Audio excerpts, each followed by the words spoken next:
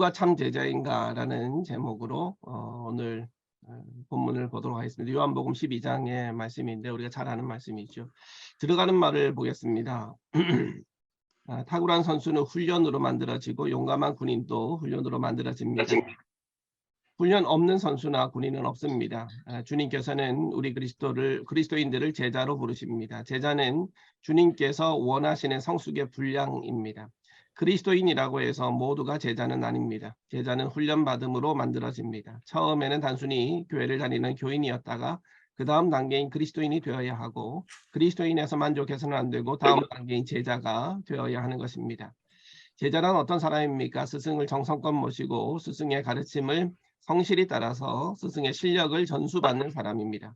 여기서 참 제자란 실력만이 아니고 스승의 인품도 닮아가고 스승의 마음을 아는 자이고 스승과 같은 길을 걸어가는 자인 것입니다. 그러므로 우리 모두는 주님의 인품을 닮아가고 주님의 마음을 알고 주님과 같은 길을 걸어가는 참 제자들이 되어야 하겠습니다. 예수님 당시 예수님을 따랐던 사람들 중에는 무리들도 있었고 12제자들도 있었고 12명 안에 들지는 않지만 예수님을 기쁜 마음으로 따랐던 여성 제자들도 있었음을 짐작할 수 있습니다. 12제자들은 우리의 기대와는 달리 믿음직스럽지 못했습니다. 예수님께서도 자주 책망하셨지요. 물론 가르침을 주시기 위함이었지만 믿음이 없는 세대여 내가 얼마나 너희와 함께 있으며 얼마나 너희에게 참으리요. 한탄하실 정도로 스승의 가르침을 깨우치지 못했습니다. 게다가 붙잡혀 가실 때도 모두 도망쳐버리고 말았고 십자가에서 돌아가실 때도 숨어 있었습니다. 이런 사람들을 제자라고 말할 수 있을까요? 그렇다면 예수님이 보시기에 정말로 제자인 사람은 누구일까요? 예수님께서 흐뭇하게 바라보신 믿음의 제자는 누구일까요? 오늘 요한복음 12장 본문에는 예수님께서 기뻐하시던 제자가 헌신하는 좋은 예를 우리에게 소개하고 있습니다. 그녀의 이름은 바로 나사로의 가족인 마리아입니다. 첫째 참 제자인 마리아에 대해서 살펴보겠습니다. 오늘 보면 바로 앞장인 요한복음 11장에는 죽은 나사로를 다시 살리시는 기적의 사건이 나옵니다. 예수님은 베다니에 살던 나사로와 마르다와 마리아의 가족들과 가까이 지내셨습니다. 근데 나사로가 병이 들어 죽게 되자 마르다와 마리아는 급히 사람을 보내어 예수님이 오셔서 나사로를 고쳐주기를 간절히 소망합니다. 근데 안타깝게도 예수님이 도착하셨을 때는 이미 나사로가 죽은 지 나흘이나 지난 후였습니다. 예상보다 늦게 도착한 예수님을 맞이하러 나가면서 마리아가 이렇게 말합니다. 주께서 여기 계셨더라면 내 오라버니가 죽지 아니하였겠나이다. 이 말 속에는 다소 원망 섞인 절망의 표현이 담겨져 있습니다. 아무리 예수님이라도 이미 죽어 나흘이나 지난 나사로를 위해서 어떠한 능력도 행하실 수 없으리라고 단정을 짓고 체념하고 있었던 것이죠. 이때까지만 해도 마리아의 믿음은 불충분한 믿음이었다고 말할 수 있을 것입니다. 이에 예수님께서는 그녀의 통하는 마음을 아시고 놀라운 이적을 베푸십니다. 죽은 나사로를 다시 살리게 하셨던 것이죠. 마리아는 죽은 오라비를 살리는 놀라운 기적을 직접 눈으로 체험하고 나서는 예수님께 온전한 마음으로 감사하고 싶은 마음과 더욱 헌신하고자 하는 마음이 강하게 들었던 것으로 보여집니다. 그래서 오늘 본문 요한복음 12장에서 마리아는 지극히 비싼 향유를 예수님의 발에 붓습니다. 이 향유는 다른 유다의 말에 따르면 한 근의 가격이 노동자 1년치 임금에 맞먹을 정도로 비싼 향유였습니다. 가난한 동네인 베다니에 살던 마리아가 이런 값비싼 향유를 샀다는 것은 나사로를 살려주신 것에 대한 감사이며 정말로 마리아가 예수님을 사랑하고 예수님을 위해서라면 목숨까지도 바치고자 하는 온전한 헌신의 마음이 있었음을 확인할 수 있는 것입니다. 게다가 이 향유를 예수님의 발에 붓고 자기 머리털로 그 발을 닦습니다. 이는 주님을 따르는 제자로서 가장 아름다운 모범을 보여주는 행위이죠. 온전한 헌신에서 자기희생적인 사랑의 마음을 표시하고 있는 것입니다. 마리아의 같은 사랑의 행위로 말미암아서 그 향기가 온 집에 가득했다라고 성경은 말씀합니다. 그 의미는 예수님만이 아니라 많은 사람들에게 그녀의 행동이 기쁨과 감화를 주었다라는 표현입니다. 이렇게 마리아가 예수님의 발을 씻긴 사건은 다음 장인 13장에서 예수님께서 친히 제자들의 발을 씻기신 세족식과 연결되어 있음을 보게 됩니다. 마리아가 예수님의 발을 씻기고 이어서 예수님께서도 친히 제자들의 발을 씻기셨다는 것은 예수님께서 마리아의 행동이 흡족해 하셨다는 것이고 마리아야말로 진정한 섬김의 제자도를 실천하였음을 예수님께서 인정하시는 것으로 볼 수 있습니다.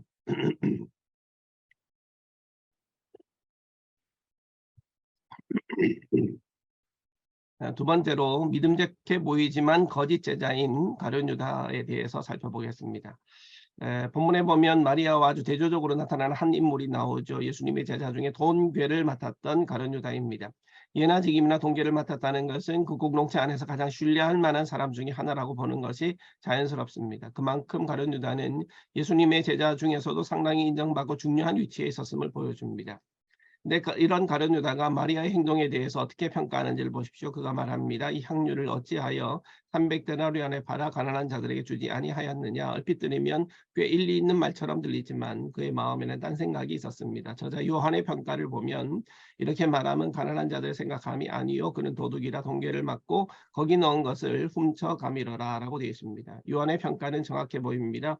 요한복음 13장 2절에 보면 가룟 유다의 마음에는 이미 예수님을 팔려는 생각이 있었다라고 보고해주고 있고, 또 18장 2절 이하에서 보면 예수님을 팔아버리는 가룟 유다의 모습이 나옵니다. 이와 같이 가룟 유다는 성경에 보면 돈과 관련되어서 나옵니다. 오늘 본문에서도 가룟 유다는 마리아가 향유를 붓는 것을 보고는 저건 300데나리온이라고 정확히 계산을 하고 있습니다. 가룟 유다의 관심은 오직 돈에만 있었기에 마리아의 행동을 지금 비난하고 있는 것입니다. 향유를 팔아 가난한 사람들에게 주었으면 하고 말하지만 사실은 가난한 사람들을 걱정했다기보다는 그 돈에 대한 아까움과 그리고 돈에 대한 욕심이 훨씬 더 컸던 것입니다. 사람이 살아가는 데는 돈 없이는 살 수 없지만 돈이 내 머릿속에 꽉 차 있어서 모든 것이 돈으로만 보인다면 이건 문제입니다. 돈 때문에 안목이나 판단이 흐려지는 것도 더 큰 문제입니다.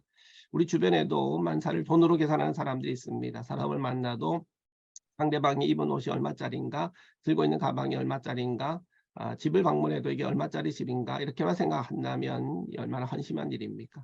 큰 마음 먹고 식사를 한번 대접하는데 이 식사 비용은 내가 며칠 동안이나 벌어야 되는 돈이라고 생각한다면 곤란한 사람입니다. 그리고 더 심각한 문제는 돈으로 사람을 평가하려고 든다면 무서운 것입니다. 사람을 평가할 때 연봉으로 평가를 한다든지 자신의 남편도 한 달 수입으로 남편을 평가하려 든다면 가슴 아픈 사연입니다. 이와 같이 사람까지도 돈으로 계산하는 그런 돈의 노예가 되어서는 안 되겠습니다. 돈 자체가 잘못은 아니지만 모든 것을 돈으로 계산하고 돈의 우선순위를 두고 돈에 집착하는 사람이라면 결단코 참 제자가 될 수 없는 것입니다. 돈 때문에 망하고 말 것입니다. 마리아의 행동에 대한 예수님의 평가입니다. 7절 말씀에 보면 예수님께서 말씀하십니다. 그를 가만두어 나의 장래 나를 위하여 그것을 간직하게 하라. 원래 향유는 사람이 세상을 떠날 때 사용하는 기름입니다.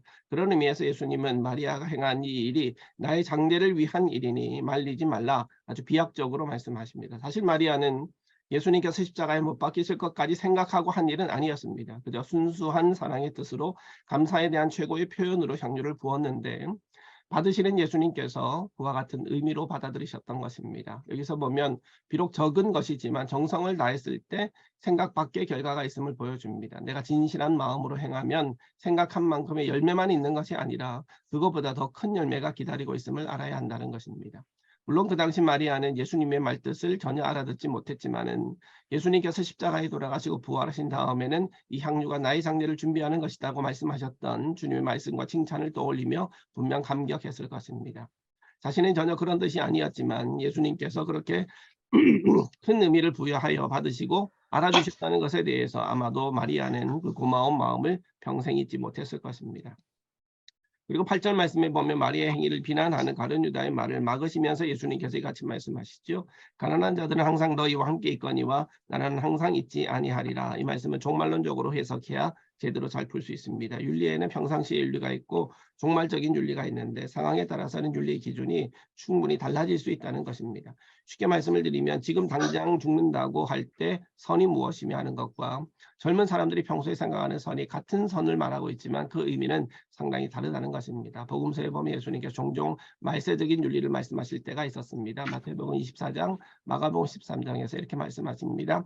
그날에 악이 된 자에게 화가 있으리라. 부자에게 화가 있으리라. 이 말씀은 말세 시대를 보고 하신 말씀입니다. 이와 같이 종말의 때에는 분명 윤리관이 달라질 수밖에 없는 것이죠. 이것을 종말적 윤리, 말세형 윤리관이라고 부를 수 있습니다. 8절 말씀도 종말적인 윤리관에 따라서 해석해야 하는 것입니다. 풀이하자면 이렇습니다. 지금 예수님께서 돌아가시는 종말적인 사건 앞에서 가난한 자의 일이 우선이 아니라 그리스도와의 관계가 우선이라는 것입니다. 가난한 자는 항상 우리 곁에 있으므로 기회가 또 있겠지만 그리스도의 관계는 이것이 지나가면 끝이라는 의미가 있는 것입니다. 따라서 선행도 중요하지만 종말적인 의미에서 복음이 훨씬 더 중요함을 잊어서는 안 된다는 말씀입니다. 이것이 바로 종말적인 윤리관입니다. 결론적으로 오늘 본문에 나오는 마리아와 바른 유다 중에서 누가 진정한 제자입니까? 마리아이죠. 그렇다면 이 본문을 대하는 지금의 나는 과연 마리아에 가깝습니까? 바른 유다에 가깝습니까? 주님을 향해서 그만한 사랑이 있습니까? 헌신적인 사랑이 있습니까? 아니면 물질 중심적인 인생을 살아가고 있지는 않습니까? 몇 푼의 헌금을 드리는 것도 아까워하고 있지 않습니까? 스스로에게 질문해 보아야 하겠습니다. 우리는 사순절 다섯째 주일을 보내고 있습니다. 오늘의 본문 말씀을 통해서 나와 예수님과의 관계에 대해서 깊이 생각하고 나는 과연 예수님의 참 제자로 살아가고 있는지 스스로에게 깊이 질문하고 성찰하고 결단해야 하겠습니다. 자, 지금 발제 내용을 쭉 보셨습니다. 혹시 또 하실 말씀이 있으시면 하시죠.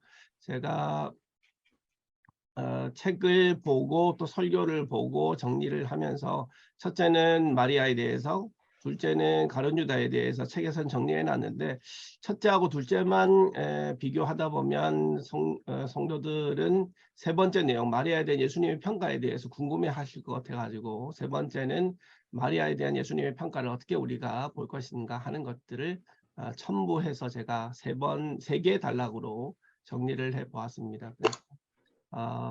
첫째는 마리아에 대한 말씀을 정리했고요. 둘째는 가룟 유다에 대한 것을 정리했고, 셋째는 예수님의 평가를 정리했다. 이렇게 대지를 보시면 되겠습니다. 자, 예, 이 사건을 다룰 때 그 마리아의 정체에 대한 부분이 사실상 복음서에 나오는 내용이 두 가지 사건이냐 한 가지 사건이냐 사실 궁금하거든요. 네. 이 부분에 대한 설명이 조금 들어가면 어떨까 하는 생각이 드는데 복잡하긴 한데 다들 어떻게 생각하시는지요? 이게 한 사건을 이야기하는 건지 아니면 마태복음의 사건과 다른 복음서의 사건이 다른 두 개의 사건을 이야기한 건지 혹시 이 부분에 대해서 생각을 하실 거라 고민하셨다면. 네. 아마 이상무 목사님이 잘 아시고 지금 아니요. 가르치려고 지금 하시는 거 아니에요? 아니 그건 아니군요. 네, 이상무 목사님 말씀해 주시죠. 예. 아니 그래서 지금 궁금한 거예요. 그런데 저도 이 부분에 대해서 하는데 의견들이 각기 많이 달라요. 동일한 사건을 이야기한 거다 아니면 두 개의 사건은 별개의 사건을 편집적인 의도에 따라서 좀 이렇게 변화를 시킨 거다. 그런데 사실 이런 부분이 성경에 안 나와 있는 부분까지 우리가 억지 해석을 하다 보니까 억지로 하나 사건으로 만들기도 하고 그래서 저는 이게 사실상 궁금해요. 제가 책을 좀 봤을 때도 의견들이 좀 각기 달라서 교인들한테 이 부분을 어떻게 설명하는 게 좋을까? 저는 이것도 맞고 저것도 맞는 것 같아요, 사실상. 네. 그래서 물어보는 거예요. 아, 그래요? 네네. 우리가 지난번에 한 번은 예전에 작년인가 재작년인가 한번 요한복음 12장을 다룬 적이 있는 것 같아요. 예, 그때 이제 이 저자 문제에 대해서 나왔던 문제인 것 같고 학자들은 다양하게 해석을 하고 있습니다. 이게 두 사건이다 혹은 이제 한 사건이다 이렇게 보는 건데 보수적인 쪽에서는 한 사건으로 보는 거고요.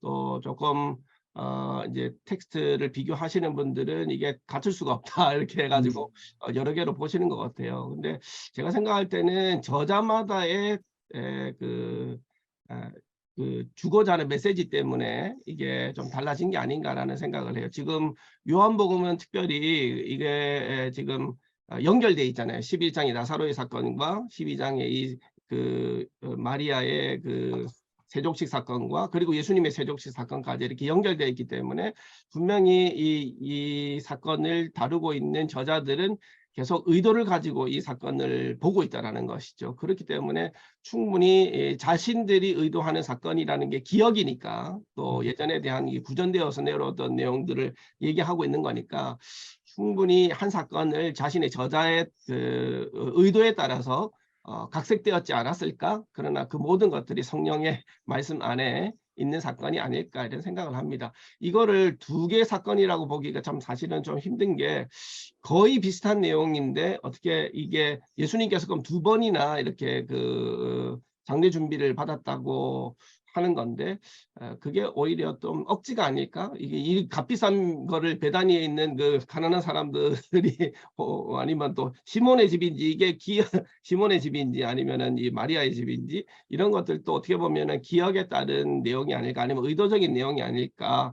사실은 저자들은 이런 내용들이 중요하지 않았던 거죠. 오히려 거기에서 저자가 얘기하고자 했던 것들이 훨씬 더 중요한 문제지 부수적인 배경들은 그렇게 중요하지 않은데 우리는 너무 그 배경들을 보면서 이게 2사건이다, 3사건이다 이렇게 얘기하고 있는 것은 아닌가 저는 그렇게 이해를 하고 있습니다. 아니 근데 이제 우리가 본문을 다루면서 마리아에 대한 설명이 별로 나타나지 않고 요한복음에 보면 분명히 나사로의 동생으로 우리가 표현하니까 맞는 것 같은데 다른 복음서를 이야기하면서 이 여인이 창녀였다, 네네. 부끄러운 죄인이었다, 뭐 이런 부분을 가지고 어떤 면에선 본문에 나와 있지 않은 부분을 가지고 억지 추가적인 해석을 한단 말이에요. 그렇죠. 그러다 보니까 이 마리아가 나사로의 동생 마리아였는데 창녀였다? 그런 증거 성경 어느 곳에 그렇죠. 없죠. 없잖아요. 전혀 없죠. 네, 오히려 반대잖아. 맞아요. 그런데 그렇게 설교를 해가지고 음, 한꺼번에 2사건을 이게 그렇죠. 뭐랄까 짬뽕해서 하는 부분이 오히려 이런 부분들에 대해서 명확하게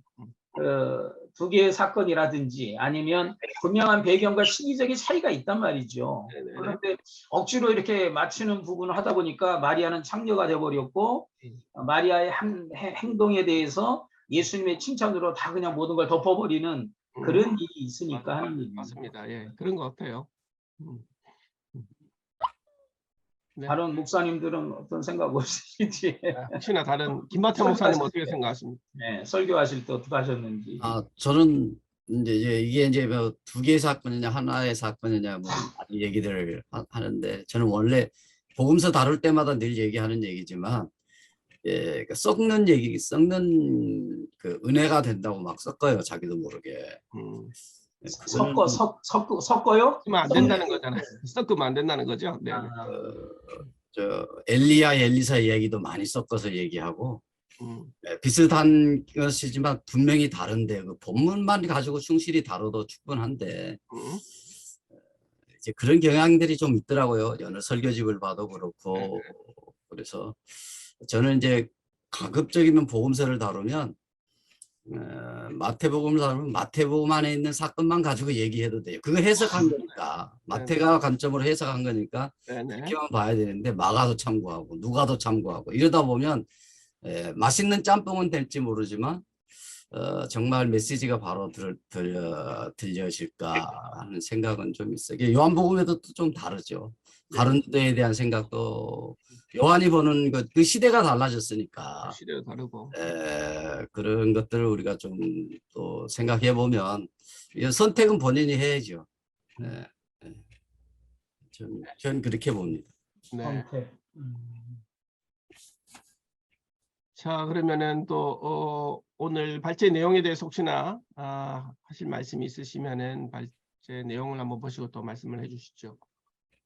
그 종말론적인 윤리하고 평상시 윤리 이 부분을 좀 우리가 얘기를 좀 해봐야 되지 않을까 싶기도 하고 저도 이제 막 이게 이렇게 보는 것도 맞기도 하는 것 같기도 또 다른 해석이 있을까요? 하여튼 뭐 저도 이제 이 해석에 대해서 글쎄 반론하기랄까 그러긴 한데 그렇다면 어떤 의미로 이렇게 했을까 좀 어제 나도 그 이 발제를 읽고 어제 늦게 이제 기억나가지고 저기 봤는데 뭐 다르게 생각이 잘 안 되더라고요. 그래서 혹시 더 좋은 뭐가 있나 윤리적인 문제라서 좀 그러기는 한데 이 부분에만 그렇게 봐야 되는 건지 다른 것이 그러니까 이제 복음서에 특별히 종말론적인 윤리로 봐야 될 것들이 좀 있고 맞아요. 그렇다 보면 산상수훈 같은 경우는 어떻게 봐야 되나 이제 이런 것들 그래서 난 좀 불명확해 가지고 이것에 대해서 조금 좀 다른 분들은 어떻게 생각하는지. 네. 혹시나 뭐 다른 말씀 있으신가요? 종말론적 윤리와 평상시의 윤리를 굳이 이렇게 특별한 상황에 따라서 달라질 수 있다. 그것이 전제가 된 건지 아니면 처음부터 아예 다르다고 이야기를 하는 건지 나는 아직 정확히 파악이 안 돼요. 사실상 하나님께서 우리 가운데 알려주신 모든 부분들이 시대 상황에 따라 재해석은 돼야 되지만 네. 이게 다르다는 표현을 쓰는 것은 잘못되면 굉장히 왜곡될 수 있던 부분이 된 것 같아요. 그럼 어쩔 때는 이렇게 생각하고 또 어쩔 때는 이렇게 생각하라는 건지 아니면 평상시에 그렇게 생각했던 것이 종말론적인 부분에 있으면 급박한 어떤 부분 때문에 조금 더 어떤 면에서 극단적인 어떤 요구를 원하시는 건지 이 부분이 다르다고 봐야 되느냐 아니면 그 부분에 대한 재해석을 우리가 봐야 되는 그 차이가 있다고 생각해요. 근데 여기는 다르다는 얘기를 하거든요. 네네. 그러면 조금 동의하기가 좀 어려운 것 같아요. 저는. 네네, 좋습니다. 다른 분들도 한번 얘기하시죠.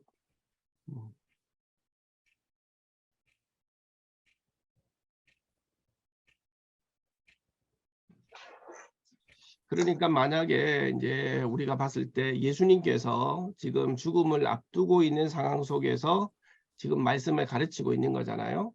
만약에 이게 예수님이 죽기가 아니고 만약에 초에 만약에 이랬었다. 그러니까 사역하는 초기에 이런 일이 발생했다면 어떻게 얘기하셨을까? 라는 거잖아요. 그죠? 이런 사람이 이런 예가 있었나요? 혹시나 이렇게 만약에 예수님을 향해서나 아니면은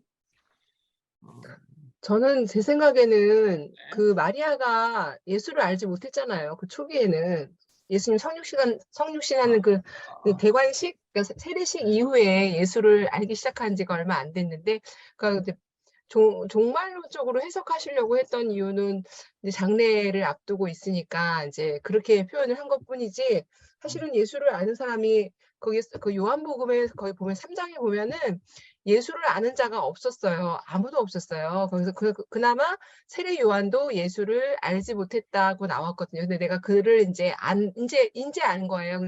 원래는 친척간인데도 불구하고 그를 알지 못했잖아요. 그런데 저는 이게 초반에는 이 부분이 나올 수가 없다고 저는 생각이 들고요. 그리고 아닌가요? 저는 좋아요. 네, 그리고 저는 그 마리아에 대한 이야기가 계속 이제 앞에서 계속 나오는데 이게 한 얘기냐 두 얘기냐 이렇게 말씀하시는데 저는 좀 다른 얘기라고 보고, 저는 그렇게 또 배우길 또 그렇게 배워가지고 마리아가 다른 마리아다.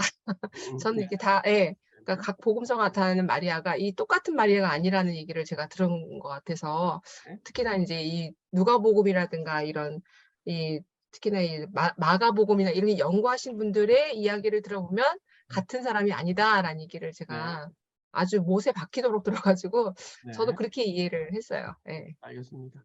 그래서 저는 이 앞에 있는 상황을 이어서 붙여서 설명하는 게 맞는지 저는 사실 그것도 조금 읽으면서 이게 맞는 건가? 이러고 맞는 거죠. 그러니까 그 앞에 있는 내용과 나사로의 이야기와 붙여서 이야기를 해줘서 상관없는 건가요?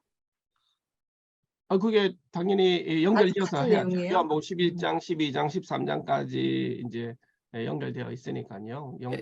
요한이 말하고자 하는 것들을 이어서 하고 싶은 거죠. 요한은. 그렇죠, 맞아요. 요한이 그 저자의 사건을 의도죠.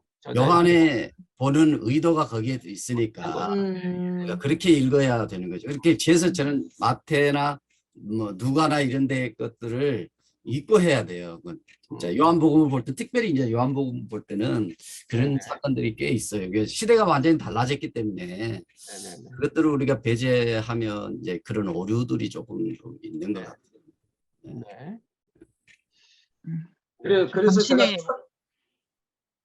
강신의 목사님, 예, 제가 나사로의 집에서 잔치가 벌어졌잖아요. 그런데 이제 거기 마르다 마리아가 큰 자매고 그렇게 저는 연결되게 보고 있는데 왜 그럼 마르다가 다른 마르다인지 근거가 어디에 있습니까? 마르다가요? 근거가 말씀에 어디가 있나? 마리아가 다르다고 그러잖아요. 마리아가. 자, 마태복음은 분명히 시몬의 집이었잖아요. 예. 요한복음은 그렇지 않잖아요. 그렇죠. 잠깐만. 그러면 여기는 마르다 집이잖아요. 나사로의 집이잖아요. 그러니까 그렇죠. 다르잖아요. 시몬의 집과 분명히 나사로의 집은 다른 집이잖아요. 시몬과 나사로가 동일 인물은 아니잖아. 그러면 이 두 사건은 다르다고 보는 것이 맞다는 거죠. 네. 요한복음만 보니까 이렇게 얘기하는 거고, 그래서 제가 첫 번째 제가 서두에 질문을 꺼낸 이유가 그것 때문에 그런 거예요. 그래서 이게 마태복음 몇 장 몇 절입니까? 26장이에요. 마태복음. 그 시몬 집에서 이 일이 일어났어요. 네. 26장이. 그래서 제가 처음부터 궁금했던 부분이 이 설명을 하려면 요한의 의도는 알아요. 아까부터 계속해서 얘기를 하니까. 그런데 이거를 만약에 요한복음만 가지고 설교를 하면 괜찮은데 분명히 다른 설교를 들었거나 또는 목사님 이게 다른 그럴 때는 우리가 어떻게 이걸 설명을 해야 되느냐 제가 그런 얘기를 했어요. 그래서 두리뭉실하게 넘어갈 수 있는 문제이긴 한데 이거는 마태복음 같은 경우는 사실상 순환주간의 끝에 일어난 사건이 분명하고요. 요한복음은 초반에 일어난 사건이에요. 근데 시기적인 문제도 좀 다르고 어떤 면에서 배경도 좀 다르고 그래서 이런 것들 하면 이제 우리가 헷갈리게 되죠. 솔직히 우리는 신학을 했으니까 뭐 두 개 사건이다 하지만 성도들은 두 개 사건으로 굉장히 놀랄 거예요. 그러니까 지금까지는 우리는 계속해서 한 사건으로 봤고 한 사건에 여러 가지를 짬뽕을 시켜가지고 이 설교를 하다 보니까 이해를 했는데 요한복음은 분명히 연결되어서 의도를 가지고 얘기를 하고 있는 건 분명한 것 같아요. 예. 그렇죠. 네. 공간복음서들이 가지고 있는 특징과 요한복음의 특징을 우리가 좀 이해해야죠. 이해를 하고 정리를 해야 될 필요는 있을 것 같습니다. 이해해야 돼. 근데 또 그런가 하면 요 도유 사건 문제는 누가복음만 좀 달라요. 그러니까 굳이 공간복음서 안에서도 마태, 마가, 요한은 비슷한 사건을 연결하는데 누가는 또 다르게 봐. 다른 얘기하죠. 예, 그래 공간복음으로 묶기에도 이것도 안 맞아요, 사실상. 쉽지는 않아요, 맞아요. 예. 근데 또 시기적으로 누가복음 또 시기적으로 그 누가복음에 또 저자가 의도하는 게 또 다르게 있으니까. 그렇죠. 예. 그래서 이제 우리는 이해를 해야 되겠죠. 누가의 눈으로 보는 그 사건하고 맞아요. 요한이 보는 사건하고 다르죠. 다를 수밖에 없는 거니까. 네. 그러니까 그런 것처럼 한 사건을 두 개의 관점으로 볼 거냐 아니면 별개의 사건으로 볼 거냐라는 부분도 다르다는 거예요. 학자마다 다 달라요. 학자마다도 다 다르니까. 학자마다 다 다르게. 박은정 목사님은 그렇게 지금까지 공부를 그렇게 배우셨잖아요. 두 개의 사건이다. 그러면 어떤 면에서는 각기 해석하기가 편해요. 근데 이거를 이렇게 하나로 뭉치려고 그러면 이게 이제 문제가 생긴다는 거죠. 아니 제가 문제가 되는 건 아닌데 사실은 이제 만약에 같은 사건이라면 그 앞에 있는 사건부터 얘기를 하면 참 재밌거든요. 이게 설교가 지루하지 않고. 그러니까 저는 항상 그 배경을 중요시하는데 그 배경이 어떤 배경에서 이런 이야기가 나왔는지를 알으면 그럴 수도 있겠구나라고 이해하는 이해도가 더 좀 빨라요. 교인들이 생각하기에. 그래서 제가 첫 번째 질문을 그걸 던진 거였어요. 네, 그런데 사실 이제 근데 이 배경이 맞는지를 제가 이 배경이 확실한 건지를 여쭤본 게 이제 그것 때문에 그런 거였거든요. 근데 이어서 한다면은 저야 훨씬 더 좋죠. 이렇게 설교하기가 너무 편하죠. 그러니까 아까 죄송합니다. 너무 많이 많아서 우리 막 김마태 목사님이 얘기한 것처럼 마태는 마태, 누가는 누가, 요한은 요한. 차라리 그렇게 해버리면 아주 뭐 일은 간단하죠. 그래서 세 가지일 것에서 은혜된다고 이렇게 섞지 말라는 거예요. 그러니까. 메시지를 섞으면 안 되는데 우리가 그런 경향이 설교를 들어도 그렇고 설교집들 보면 그냥 은혜된다고 막 섞어요. 그건 우리가 늘 미혹 당하는 건데 전 조심해야 된다고 생각해요. 그래서 특히 설교자들이 이런 부분들을 신경 쓰지 않으면 저도 이렇게 신경 안 쓰면은 이렇게 은혜 받을 만한 말로 갖다 써요. 이제 그런 경우들이 있어서 그래서 좀 분별이 좀 필요하다 생각이 듭니다. 그렇습니다. 이게 오늘 본문도 이게 11절까지 연결해 주면 훨씬 더 이제 얘기하는 것들은 더 이제 분명하게 얘기도 할 수 있고 뭐 강해 설교 하면은 뭐 괜찮겠지만 아니면 본문을 8절이 아니라 11절까지 잡아도 더 크게 더 볼 수 있지 않을까 싶기도 하고. 근데 8절만 해도 내용이 많아요. 진짜 많아요. 근데 너무 많은 걸 얘기하려고 너무 많아요. 하면 네, 너무 많은 걸 얘기하려다가 보면 이제 맞아요. 이것도 아니고 저것도 아닌 네. 것인데 제가 늘 빠지는 함정이긴 합니다.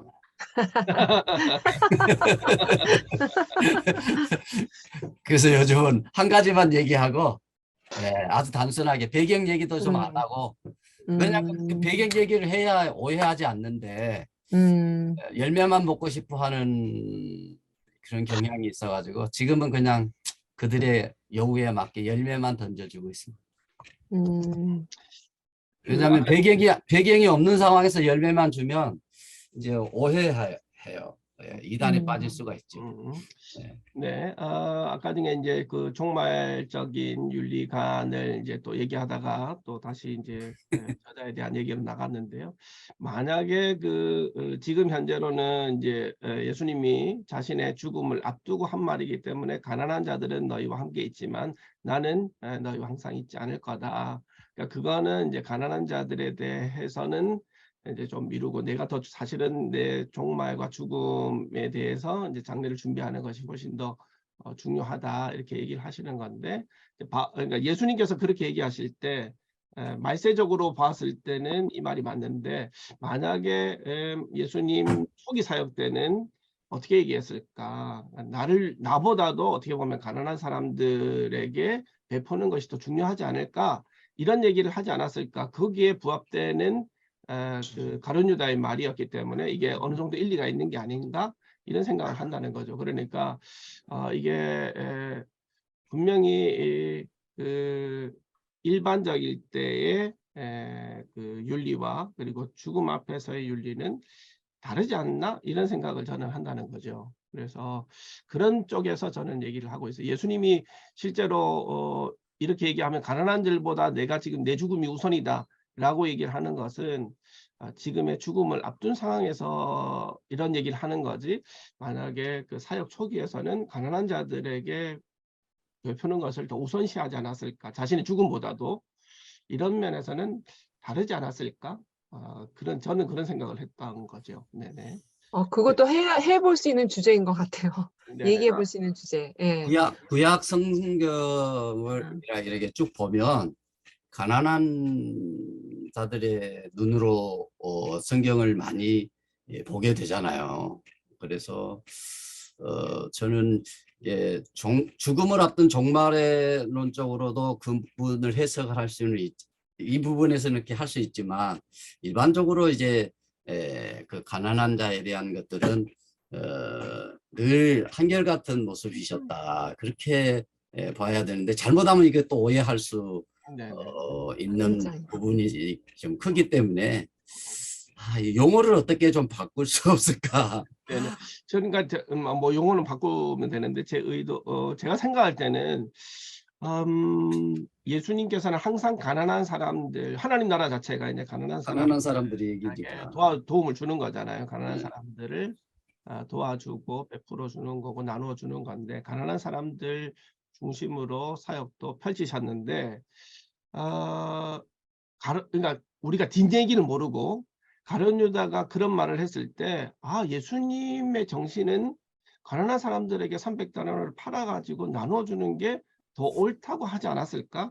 내 죽음은 어차피 죽는 거니까 괜찮다. 그러니까 근데 그 돈을 나눠주는 게 더 의미가 있지 않냐. 이게 예수의 정신이라는 거죠. 예수님의 정신을 가룟 유다는 정확하게 간파를 하고 얘기를 했다라는 거죠. 근데 물론 거짓말이었지만 예수님이 그러니까 가룟 유다 똑똑한 사람이었던 것 같아요. 그러니까 예수님은 분명히 그 비싼 거를 자기의 발에 붙는 거에 대해서 가난한 사람들 항상 먼저 염두에 두는 사람이니까 야 이건 나한테 묻지 말고 가난한 사람들 그 돈 나눠주는 게 좋다. 이렇게 얘기하는 게 가룟 유다가 봤을 때는 예수님의 정신이고 예수님의 마음이었을 거라고 분명히 확신했던 거죠. 그러니까 거짓말이라도 그렇게 얘기를 한 거죠. 그리고 제가 생각할 때도 예수님이라면 그렇게 얘기하셨을 것 같아. 그런데 이상하게 예수님이 다른 말 하시잖아요. 야 이거는 너희 같이 있지 말고 가난한 사람들은 너희 같이 있지만 나는 너희하고 같이 없을 거니까 나를 위해서 지금 해주는 게 맞다. 그러니까 마리아의 행위를 두둔해 주면서도 제가 생각했던 예수님하고는 다른 말을 하시지 않나 이런 생각을 좀 했던 거죠. 예수님은 어차피 죽으니까 그냥 가난한 사람들이 나눠줘라. 이게 원래 예수님의 정신이 아닌가? 그런데 왜 예수님이 이 말씀하셨을까? 첫째는 마리아의 행위를 무한하지 않도록 두둔해 주신 거죠. 마리아의 행동이 맞다, 옳다라는 것을 칭찬해 주시고자 했던 것과, 두 번째는 예수님도 인간이셨기 때문에 자신의 죽음을 너무 괴로워하고 있었다는 거죠. 자신의 죽음에 대해서 걱정하고 있었고 두려워하고 있었고 아주 인간적인 예수님의 모습. 그러니까 지금 이런 상황윤리적인 얘기를 하지 않았을까. 상황이 지금 그런 상황이 아니다. 지금 정말 내가 지금 바로 죽음이 코앞에 있는 이런 상황 속에서는 정말 나의 그 장례를 지금 준비하고 있는 것으로 우리가 봐야 된다. 이렇게 좀 마리아를 두둔해 준 것이 아닌가 이런 좀 생각이 들어요. 그러니까 그 요한 시대에 벌써 가룟 유다에 대해서 이제 그런 이야기, 그다음에 마리아를 또 비난하는 사람들의 이야기, 뭐 이런 것들을 이제 우리가 좀 생각해 볼 수 있잖아요. 본문을 보면서 왜 이 이야기를 요한이 지금 하고 있을까? 그러면 그 시대에 벌써 가룟 유다에 대한 얘기도 좀 많이 있을 거고, 오늘날도 그러잖아요. 가룟 유다를 이렇게 또 다르게 보는 사람들도 있는 거니까. 그다음에 마리아의 그 행동에 대해서도 또 다르게 보는 사람. 이런 것에 대해서 저는 그 요한이 이제 그 의미 부여하면서 해석을 잘 한 것 같다라는 생각이 좀 들기는 해요. 그 시대적인 여러 가지 것들을 보면서 그래서 윤기자 목사님 그 마이크 켜고 하셔야 됩니다. 마이크 켜셔야 돼요.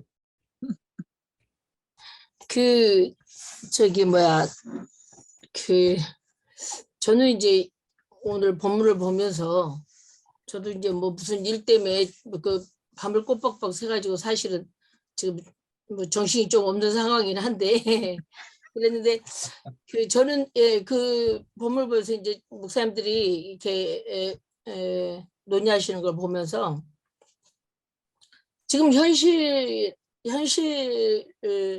윤리로 봤을 때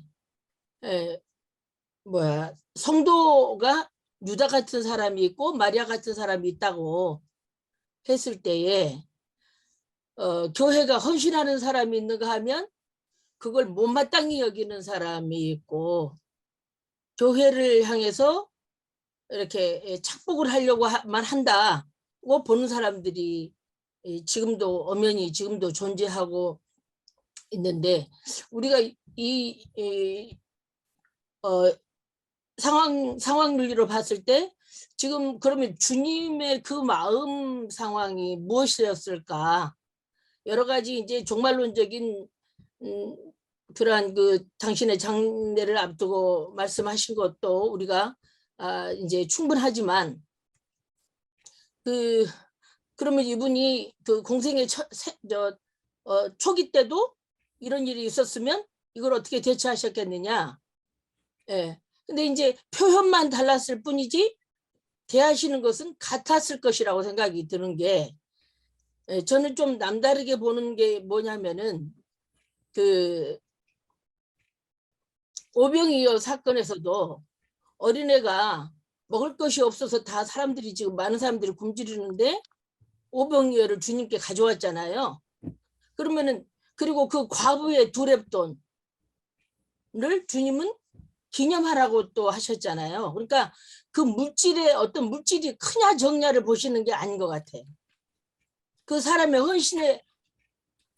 헌신적인 심리를 보고 계신 것 같고요. 그 다음에 이제 우리가 뭐 좀 상상을 펴자면 그 어린애가 오병이어를 주님께 갖다 줬을 때 배고픈 사람들이 우리도 배고파 죽겠구만 그걸 왜 거기다 갖다 바치냐고 하는 사람도 있었을 거고요. 그런데 주님은 그거를 축사하셨거든요. 하늘에다 올려놓고 그대로. 그러니까 그 주님이 하시는 그 칭찬은 그 물질을 마리아 같은 큰 것이냐 뭐 오병이어 같이 보잘것없는 것이냐에 그게 기준이 아니고 심리적인 부분, 우리가 그러한 헌신하는 마음의 자세에 제자의 그 도에 서 있느냐, 아니면 겉에는 제자인데 성경에서도 도둑이라고 표현을 하는 유다 같은 그러한 사람들이 지금 우리 현실 상황에서는 얼마나 더 많을 거라고 나는 생각이 들어요. 그래서 주님은 저는 이제 그런 관점에서 이제 보여지는 거죠. 어떤 그 물질의 무게를 주님은 가름하시는 게 아니라 그 중심을 보시고 그걸 그대로 해드리는데, 이제 이거는 얼마나 그 유다, 나는 그런 생각이 들어요. 나라면 끔찍했을 것 같아요. 나를 어떻게 할 잘하는 걸 뻔히 알고 계셨잖아요, 주님은. 그러니까 그 사람이 저항하고 있는 앞에서 말씀하실 수 있는 것은 이거밖에는, 내가 곧 이렇게 되지 않겠냐. 이렇게 이해를 시켜주시려는 그런 그 마음이 있으셨겠다 하는 생각이 들었어요. 그렇게 다른 저는 그렇죠. 그렇게 볼 수도 있겠죠. 자, 정근정 목사님도 한마디 안 하셨는데 혹시나 하신 말씀?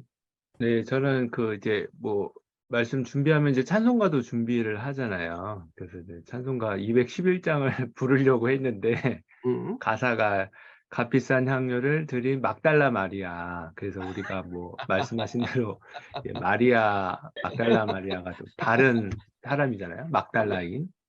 근데 이제 우리가 앞서 얘기한 대로 아마 찬송가 211장을 쓰신 분은 아마 누가복음 7장에 죄 많은 여인 해서 아마도 또 막달라 마리아, 그래서 그렇게 연관을 해서 그분을 그렇게 쓰신 것 같고요. 그래서 우리 성도님 중에서도 요한복음에서는 분명히 나사로의 그 누이 마리아인데, 또 다른 본문이나 또 어떤 그 설교를 듣다 보면 죄 많은 여인, 또 막달라 마리아에 대한 얘기가 많잖아요. 그래서 우리 성도님들도 있던 같은 사건 또 다른 사건, 이런 사건 속에서 어떤 성경을 좀 알려고 하면 좀 난해, 그러니까 좀 그런 문제에 부딪힐 수 있는데, 저는 아마도 이번 주 설교는 우리 지난주 이게 사순절 기간인데 좀 사순절과 연관되지 않은 설교 본문도 좀 있었던 것 같아요. 근데 이번은 이제 종료주의를 앞두고 입성하기 전에 베다니 사건을 통해서 조금 더 다시 한번 사순절 5번째 주, 그래서 예수님의 그 사순절, 하나님의 어린 양, 그런 관점으로 설교 말씀을, 그러니까 막달라 마리아, 마리아의 어떤 그런 것보다는 사순절에 또 포커스를 맞춰서 예수님 입성하기 전에 이 베다니에서 어떠한 일이 있었는가, 또 이 여인의 사건이 예수님의 그 십자가와 어떻게 연관이 되었는가, 그쪽으로 한번 초점을 맞추어서 설교를 준비해 보고자 합니다. 네, 좋습니다. 그게 편할 거예요. 예. 저는 막달라 마리아, 베다니 마리아, 분명히 지역적으로도 차이가 있잖아요. 막달라는 갈릴리고 베다니는 그쪽으로부터 중부거든요. 예루살렘 중부. 그러면 한 6km 정도 떨어져 있는 그런 거리인데, 두 사건을 전제를 제가 질문을 했기 때문에 제가 이제 마무리 좀 줘야 될 것 같아서, 사실상 오늘 본문은 지난주 본문과 계속 연결해서 보면 사순절 기간이고, 아까 지금 우리 정근영 목사님 말씀한 것처럼 종료주의를 향해 나가고 있다는 점만 얘기를 하면 좋을 것 같아요. 왜냐하면 제가 질문했던 것은 우리끼리 얘기고, 성도들에게 얘기를 하면 더 헷갈리고 더 이게 상황이 그럴 것 같고, 단 지금 우리 김만준 목사님이 아까 이야기했던 가룟 유다의 그래서 사실상 사회 구원 얘기하고 개인 구원 얘기할 때 이 본문을 굉장히 깊이 학생 운동하는 사람들은 예수의 실수 내지는 예수의 숨겨진 의미라는 부분을 가지고 부각을 시켜서 가난한 자들에 대한 배려에 대한 얘기를 참 많이 하거든요. 두 가지인데, 하나는 제자들에게 주님께서 말씀하시죠. 이제 내가 떠나니까 가난한 자들은 항상 너희와 함께, 너희 책임이다.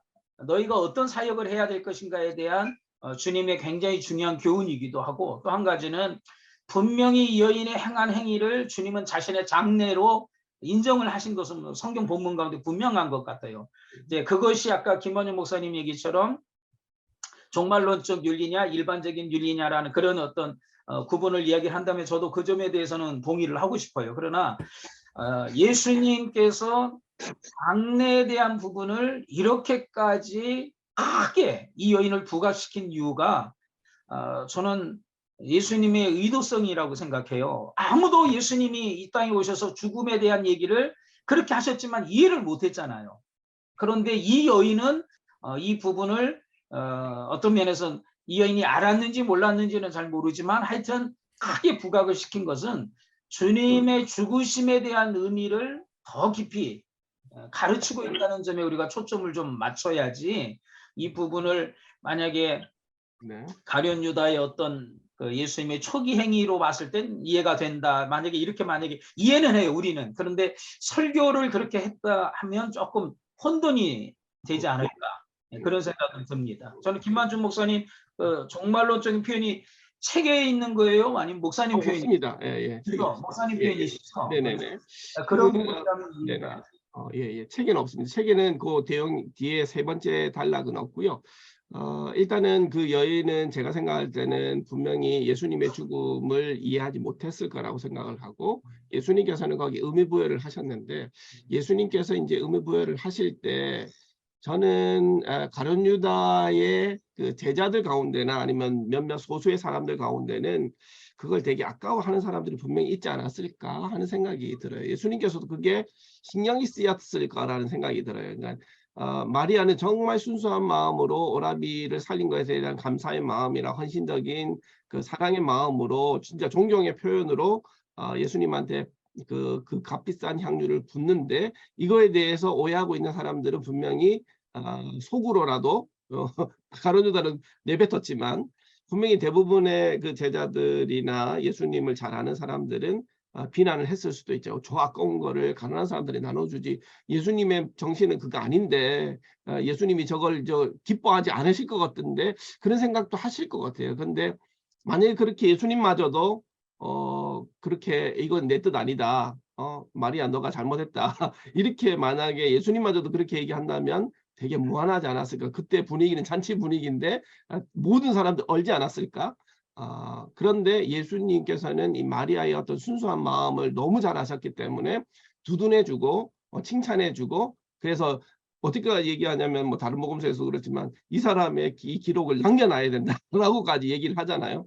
그러니까 그런 식으로까지 얘기한 것은 예수님의 그 두 가지 마음이 있지 않았을까. 여인을 두둔하고 싶은 마음과 칭찬해주고 싶은 마음과, 그리고 두 번째는 이제 그 의미 부여를 종말론적으로 내 죽음 앞에서 이거 한 거다. 얘는 모르지만 사실은 나에게 있어서는 굉장히 중요한 의미가 있는 것이다.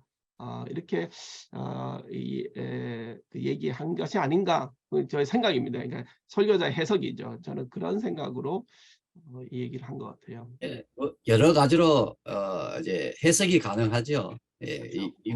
이런 우리도 이렇게 몇 사람 안 되지만 생각이 다 다른데 그걸 다 하나로 생각을 이렇게 하라고 하는 것도 좀 웃기는 거고.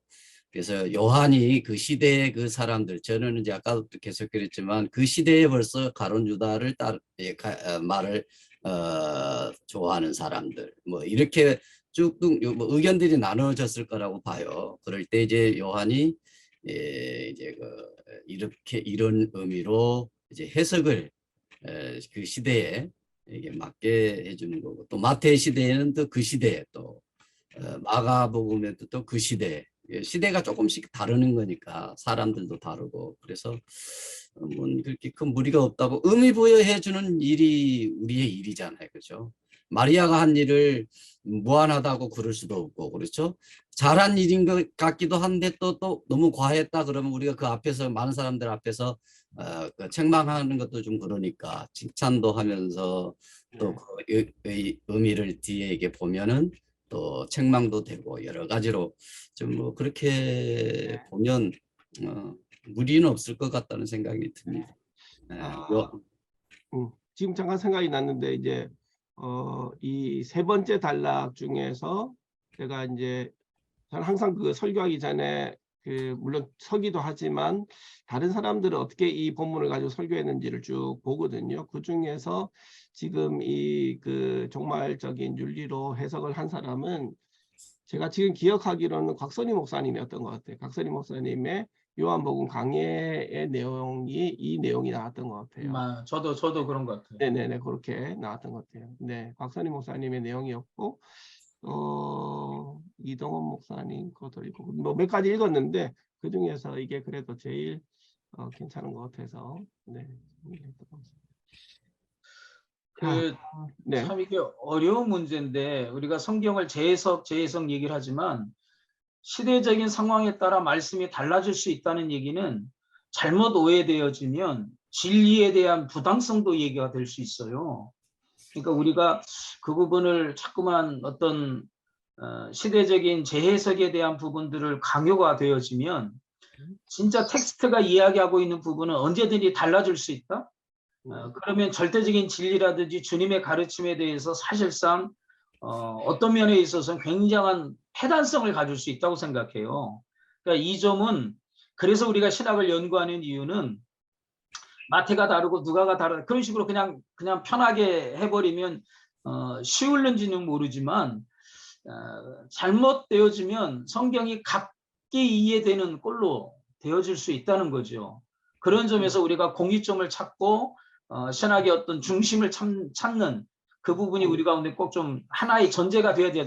재해석만이 아닌 그 재해석을 정말 총괄할 수 있는 우리 통합적인 어떤 시각이라든가 이런 부분이 있어야 메시지가 살고 그 시대 속에서도 또 그 다음 시대 속 그래서 제가 아까 얘기한 게 평상시 윤리 따로 종말론 윤리 따로 그 어떤 상대적인 개념이라기보다는 오히려 일반적인 윤리가 있는데 특별히 주님께서 자신의 죽음이라는 구속사의 어떤 절정을 이야기하는 가운데서 특별한 부분으로 이야기한 것이지 처음부터 이것 따로 저것 따로라고 나는 그렇게 보는 건 조금 어렵다. 저는 그렇게 생각을 해요. 우리가 성경을 보는 이제 입장이고 시각인데 성경이 이제 하늘에서 사실 뚝 떨어진 게 아니잖아요. 그 하늘에서 뚝 떨어진 게 아니고 성령께서 그 모든 울타리는 다 쳐놓고 계시지만 각자의 입장에서 예수님의 사건에 대해서 쓰게 하고 그 쓰게 한 것이 같은 입장의 복음서를 이제 공간 복음서로 본 거고 요한복음은 또 요한 공동체가 가지고 있는 특별한 상황 속에서 그 예수님의 사건을 사실 재해석하고 있는 거 부분이잖아요. 자기의 어떤 의도에 따라서 지금 글을 쓰고 있는 거잖아요. 훨씬 후대의 글이니까.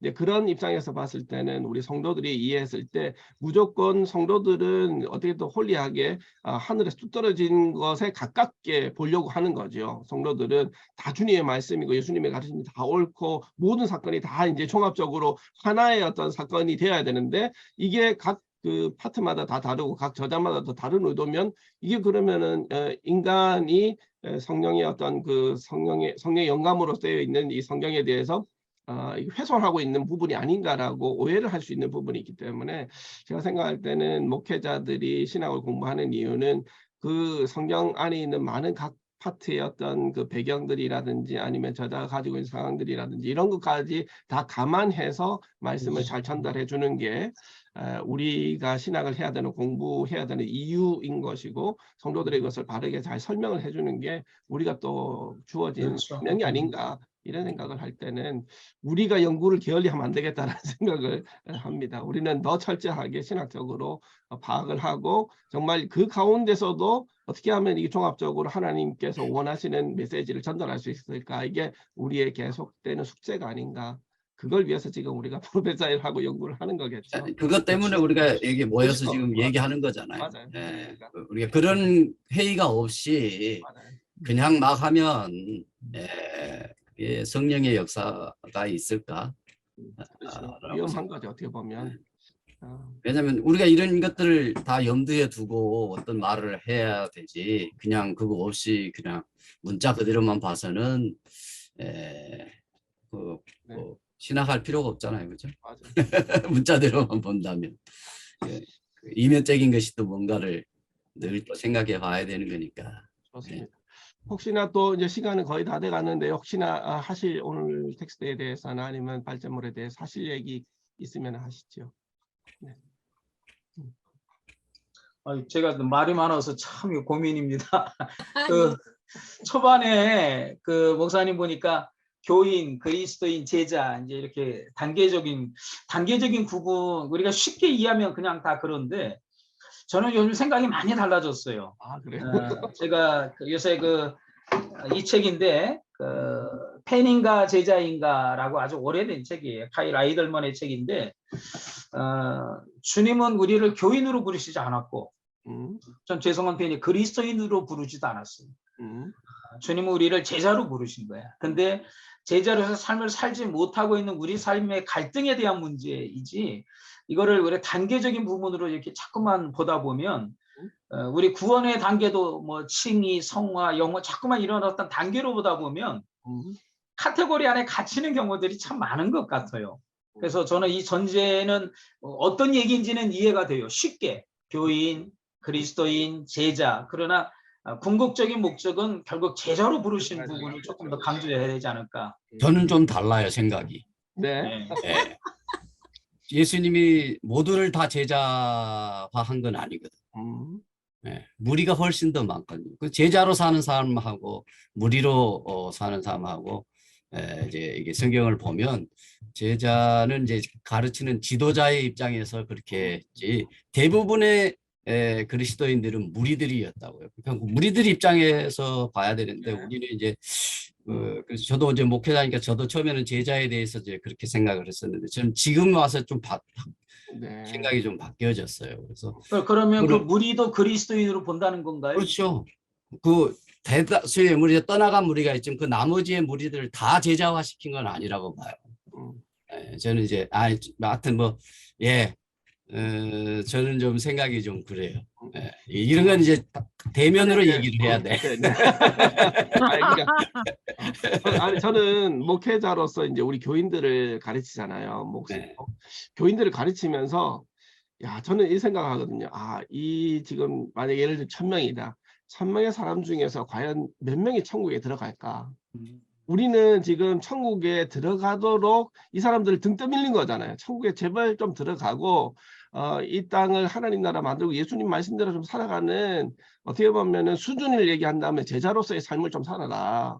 그냥 교인으로 주일날 나와가지고 예배만 드리고 가고 지 마음대로 살다가 또 주일날 와가지고 이렇게 교인으로 등록돼 있는 사람으로 살지 말고 좀 나가가지고 그리스도의 향기를 전하는 적어도 그리스도의 향기를 전하는 그리스도에 살다가 그게 아니고 어떻게 사명을 가지고 이 땅을 하나님 나라로 만드는 제자로 좀 살아야 된다. 그래야지 되는데 사실은 천국은 어떤 사람이 가게 될까? 교인 정도라도 하나님은 예수님은 다 열어주실까? 아니면 그리스도 정도 돼야지 열어주실까? 아니면 제자가 돼야지 열어주실까? 그건 사실 우리가 모르는 거거든요. 근데 우리가 너무 제자 해가지고 제자로 만들려고 하면 그게 우리가 그걸 또 감당을 다 할 수 있을까? 그게 또 우리의 역량일까? 이런 생각을 해요. 그러니까 주님은 많은 사람들을 제자로 만들지 않고 12명을 일단 제자로 만들어가지고 교회를 세우시고 또 교회 이후에 그 사도들을 통해서 가르치시잖아요. 그러니까 예수님께서는 정말 구원하시고자 한다 그러면 모든 사람, 인류죠. 모든 인류를 위해서 그 천국의 문을 여셨다면 제자들은 특별한 사명을 가지고 있는 사람들이 아니었을까? 진짜로 모든 사람들을 제자로 만들려고 했으면 또 다른 플랜을 가지고 있지 않았을까? 이런 생각을 좀 해요. 그러니까 예수님이 정말 진정으로 원했던 것이 모든 사람들이 제자가 되기를 원하실까? 근데 나는 왜 그렇게 욕심을 가지지? 이런 생각을 하죠. 내 목회가 욕심이 아닐까? 모든 사람들을 그냥 천국만 보내면 되는데 모든 사람을 제자로 만들어가지고 이 세상을 바꾸게 하는 것이 내 욕심이 아닐까? 정말 주님의 마음일까? 이런 생각도 좀 해요. 그래서 정말 주님이 천국을 몇 명까지 여실까? 어디까지 여실까? 이런 생각을 제가 가끔 강단에 서가지고 교인들을 보면서 그런 생각을 좀 해요. 주님이 그러시겠네요. 복잡하다. 당신의 발언입니다. 당신의 발언입니다. 네네. 저는 이제 이게 말씀을 들으면서 저는 물론 그리스도인에 속하겠죠.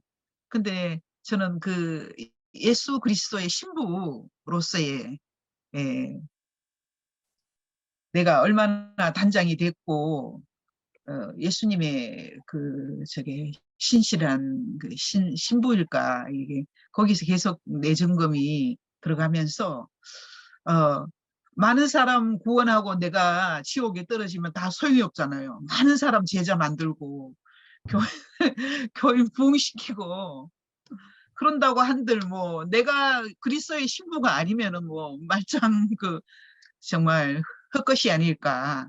제가 옛날에는 다르게 생각했는데 요즘 들어가지고 나이가 들고 또 많은 고난 속에서 제가 이렇게 생각되는 게 바로 예수 그리스도의 신부단장, 그게 가장 중요하지 않을까.